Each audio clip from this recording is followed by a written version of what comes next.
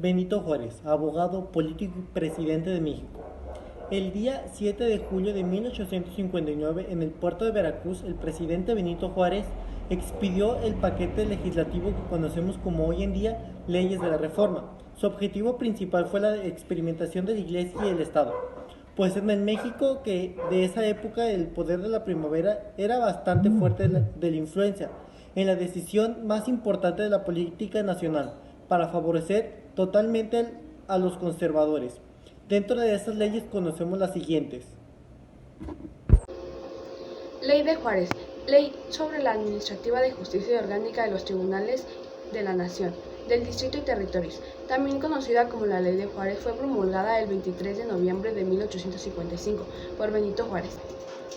En esta se restringía el poder de los tribunales tanto eclesiásticos, tanto militares, a intervención en sus propios asuntos y no a las decisiones del gobierno. Ley de Lerdo. Se preguntarán qué es la Ley de Lerdo.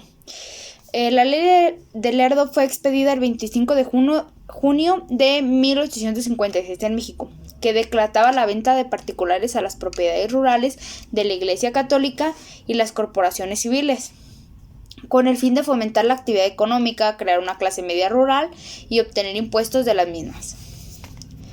También esta ley fue conocida como la desamortización de fincas rústicas y urbanas en las corporaciones civiles y religiosas de México.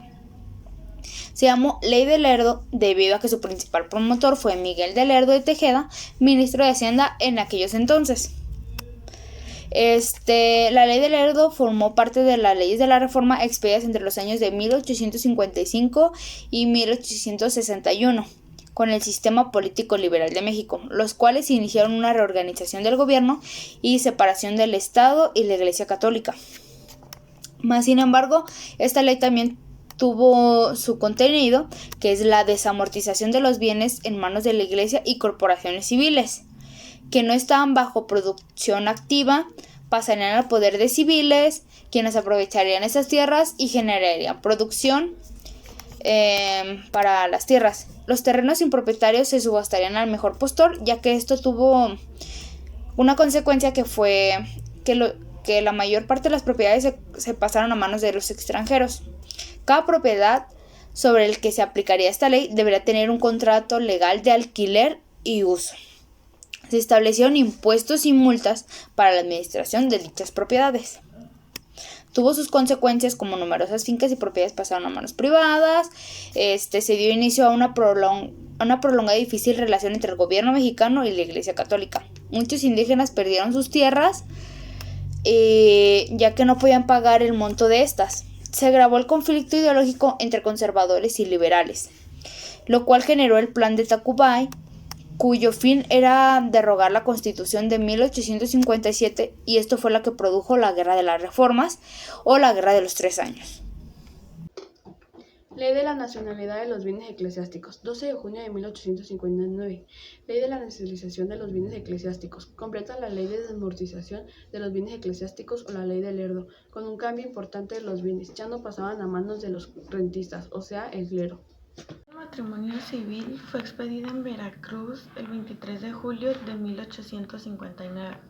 Por medio de esta ley se estableció que el matrimonio religioso no tenía validez oficial y estableció el matrimonio como un contrato civil con el Estado, eliminando la intervención de los sacerdotes y la Iglesia. Ley Orgánica del Registro Civil, 28 de julio de 1859. El registro del Estado civil de las personas quedaba a cargo de empleados de gobierno y no de la Iglesia. Se declararon los nacimientos y defunciones como un contrato civil del Estado. Como complemento, se expidió decreto el 31 de julio de 1859, por el que se secularizaban todos los cementerios y camposantos de la República. Ley de extinción de las comunidades religiosas, expedida en 1863. Esta ley se decretaba la extinción de las comunidades religiosas, puesto que solían imponer sus demandas y ejercían la privación ilegal de la libertad. Ley sobre la libertad de culto. Esta ley fue promovida el 4 de diciembre de 1860. Permitió a cada persona practicar y elegir el culto que deseara, plena libertad. También prohibió la realización de ceremonias fuera de la iglesia o templo.